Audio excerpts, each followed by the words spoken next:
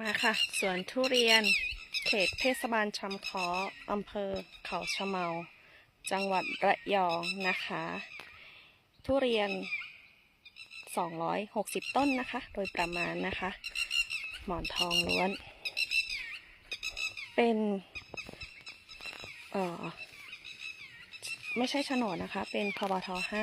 5ทุเรียนอายุ3ปีกว่าๆนะคะให้ผลผลิตแล้วนะเป็นบางต้นนะคะแต่ปีหน้าคือน่าจะผลผลิตได้เต็มที่แน่นอน